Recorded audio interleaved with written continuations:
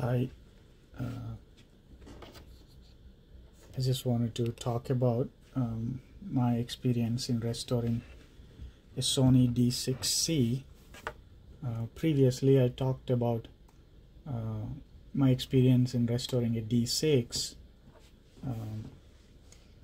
Generally, D6 is a lot harder than D6C, provided if somebody hasn't plugged a non-OEM adapter into D6C, thus damaging the speed control chip CX20084. In that case, the only solution is replacing that chip or using a chip speed control chip for turntables. I think like BA600 something like that. I forgot the exact number. There's a lot of discussion about it on tape heads and on Stereo to Go.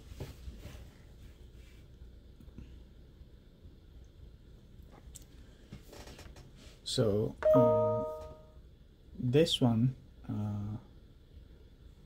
has only single headphone output compared to the other D6. It has two headphone outputs, but this one has a Dolby C module. So the other one doesn't. That's the big difference there. That's why it's D6C.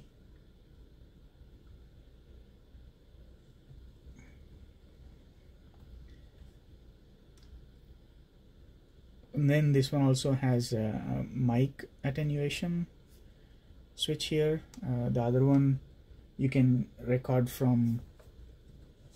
The other one you can see here. The other one has a switch between line in and mic.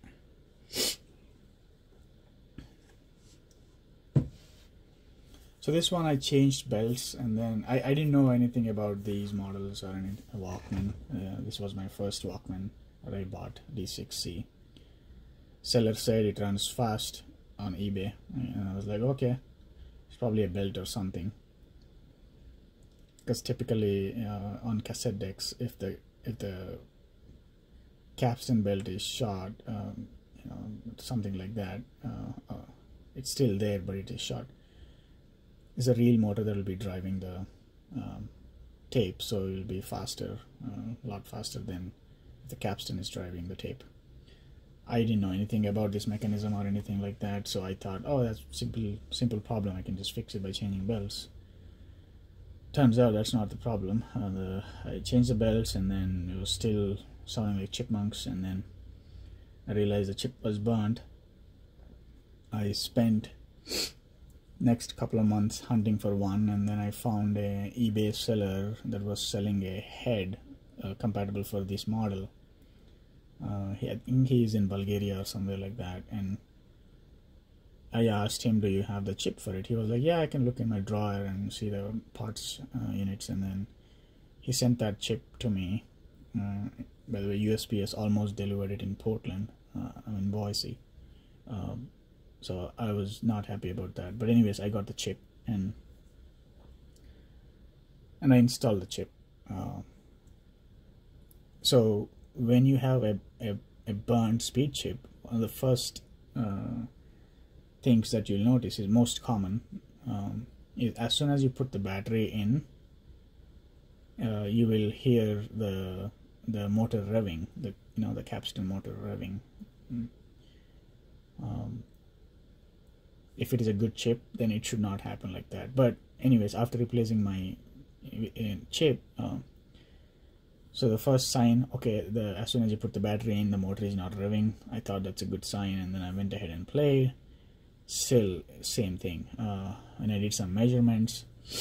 The transistor that is driving the PNP is driving the motor.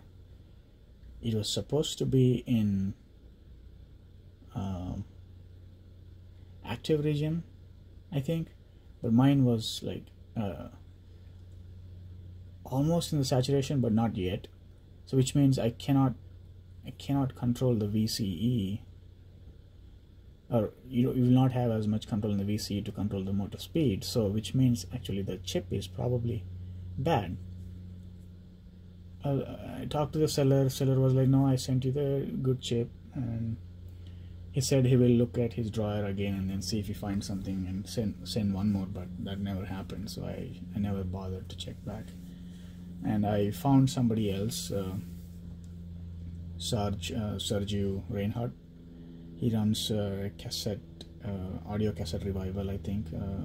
Audio cassette revival and Walkman groups on Facebook. He's a very nice guy, and he offered to take a look at it, and I sent it to Romania, and he tried fixing it. He fixed it. He changed the chip, and then it worked for a day, or like, you know, maybe a few hours or something, and then that chip burned immediately. So that was a big puzzle for him and myself. I was like, what's going on here? And then he dug around a little bit and found some corrosion, it seems, that we missed a little bit of spot that was conducting, you know, two rails that is not supposed to, thus destroying chips. Chip that I put in, the chip that he put in.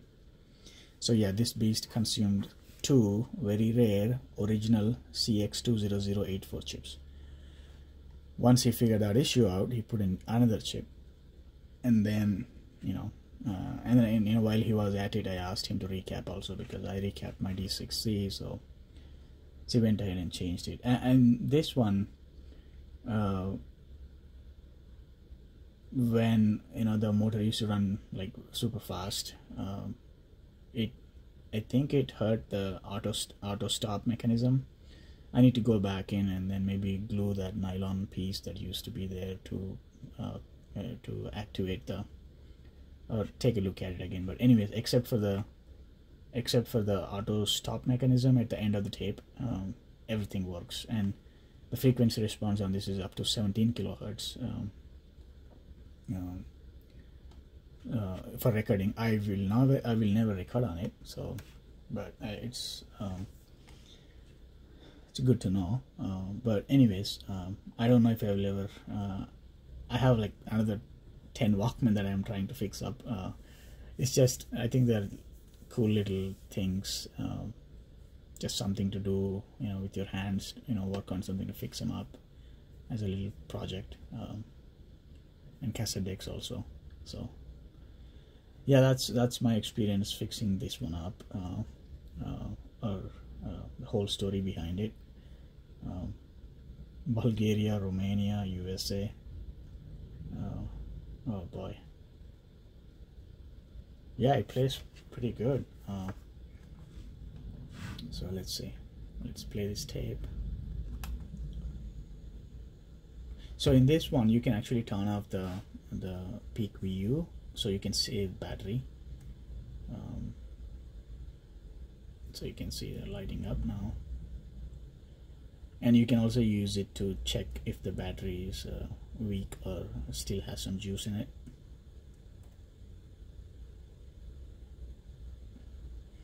Like the other one, this one also has the tape selector switch. Basically does the equalization 70 or 120, and then a Dolby C as opposed to just Dolby B on D6. So same functionality, physical functionality. You can pause, play again, and stop. It has a cue functionality also, just like the other one. You can play and then fast forward or rewind, and then you'll still hear some music. Will sound like chipmunks, but you can catch empty spots or empty spaces like that. Yeah, that's it. Next, I will talk a little bit about. Next one will be maybe another full-size cassette deck, maybe a Musical Fidelity A5.5 vacuum tube CD player. It's one of the rarer ones. I want to sell it on eBay. Maybe I can make a video about it. I don't use it. not a tube guy. So that's all. Bye bye.